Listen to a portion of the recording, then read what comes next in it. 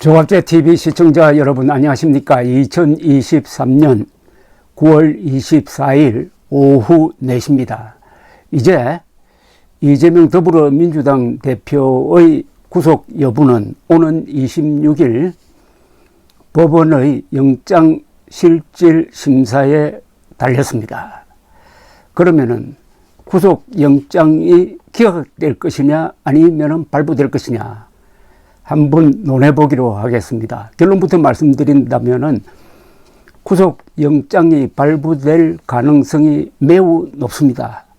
사실의 무게가 너무나 무겁습니다. 그리고 법리 적용에서도 구속영장 발부 사유가 너무나 많습니다. 여론 또한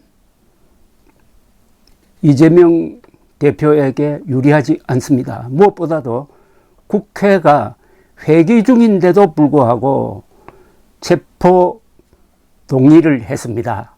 이런 걸 종합하면은 구속영장이 발부되는 것이 자연스럽습니다. 만약 기각된다고 하면은 이거는 좀 부자연스럽습니다. 그러니까 그 의도를 의심하게 된다는 것이죠. 지금 뭐 미리 의심할 필요는 없습니다. 그래서 하나하나 한번 짚어보겠습니다.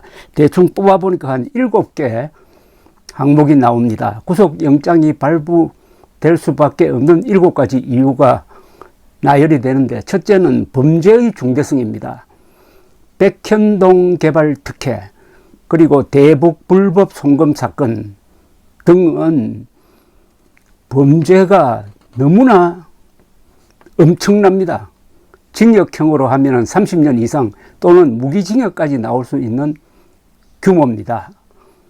특히 백현동 개발 의혹은 민간업자들이 1300억 정도의 부당이익 또는 특혜를 보고 그로 인해서 국가가 한 200억 정도의 손해를 보고 거기 브로커로 뛰었던 사람은 70억 원 상당의 돈을 받고 하는 구조입니다. 이게 몇백만 원, 몇천만 원 정도가 아닙니다. 특히 대북 불법 송금 사건은 이재명의 방북을 추진하기 위해서 약 800만 달러를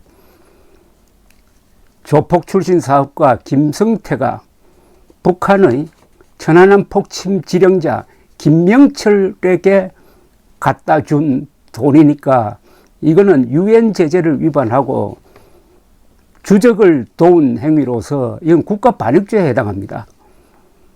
다만 국가보안법 위반 혐의는 적용하지 않았습니다.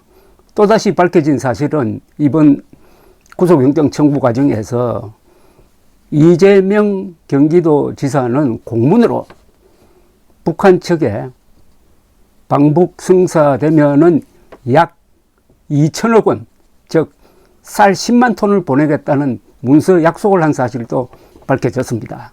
이런 이재명이 대통령이 되었더라면은 북한에 약점이 잡혀가지고 대한민국에 해로운 정책을 폈을 것이 분명합니다. 따라서 범죄의 중대성은 더 말할 필요가 없습니다. 그 다음에 구속의 필요성이 있느냐는 겁니다.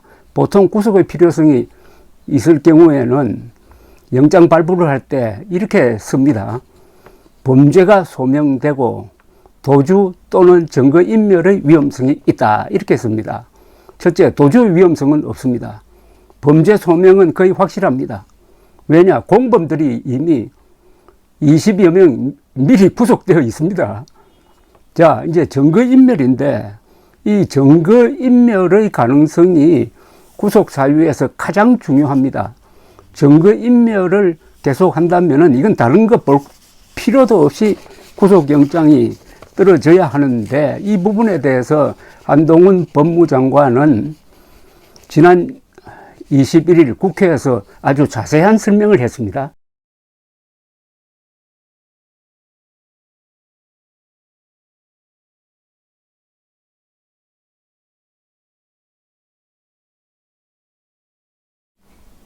한동훈 법무장관은 증거인멸의 현황에 대해서 이렇게 보고를 했습니다. 국회에서 이 사건은 다수의 관련자가 조직적으로 관여한 범죄로서 이재명 의원의 정치적 지위와 지금까지의 수사 과정 등을 고려하면 공범들이나 참고인들에 대한 회유 압박을 통한 증거인멸의 염려가 매우 큽니다.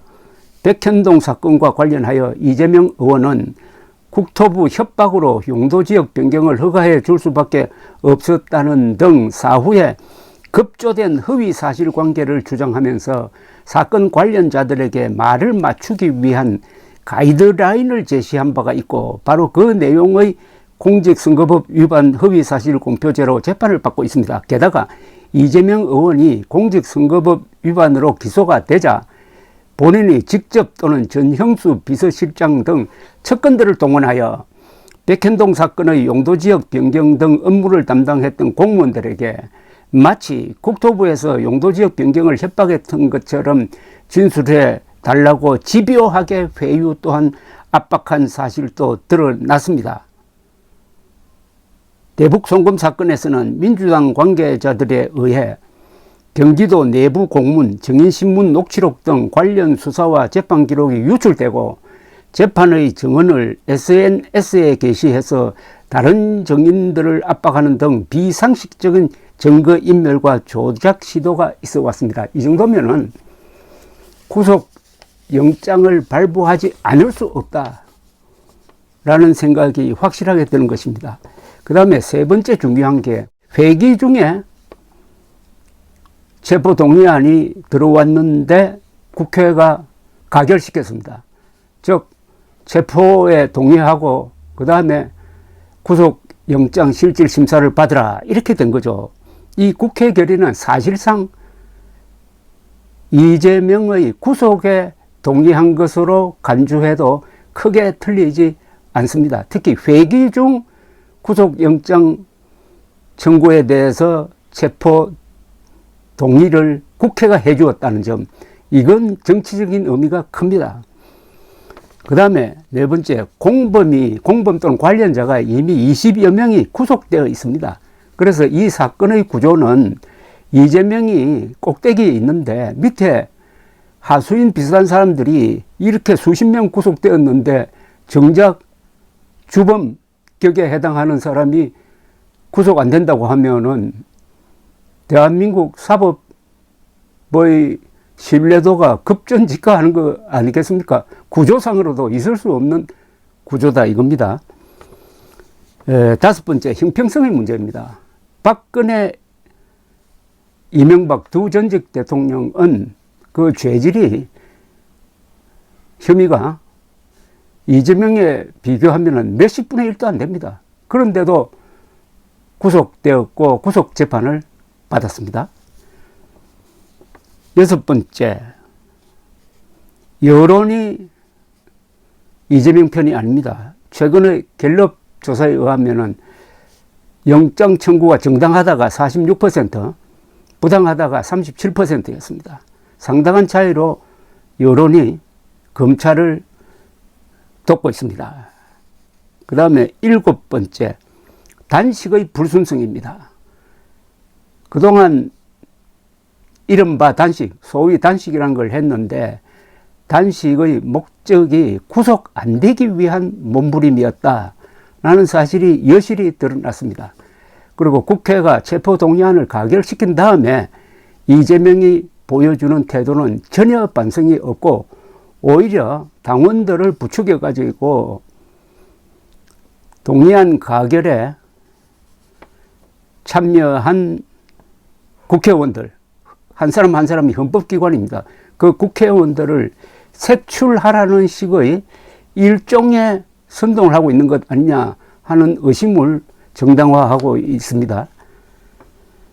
이런 걸 다 종합하면 대충 7개 항목만 설명드렸는데, 구속영장 발부는 지극히 정상적이고 자연스럽고 구속영장을 기각하는 것은, 이것은 법리에도 맞지 않고 사실에도 맞지 않고 관례에도 맞지 않고 여론에도 맞지 않는다, 또 국회의 뜻과도 어긋난다, 이렇게 정리할 수 있을 것이라고 생각합니다. 흔히 구속영장을 기각할 때 피의자 또는 피고인의 방어권을 보장한다는 말을 쓰기도 합니다만, 이 경우에는 방어권 보장을 했다가는 이재명이 용기 백배 해가지고 수사 재판 과정에 개입을 해가지고 증거인멸을 할 수 있는 시간을 주는 거니까 이 경우에는 방어권 보장도 적용될 수가 없다는 점을 하나 덧붙입니다. 감사합니다.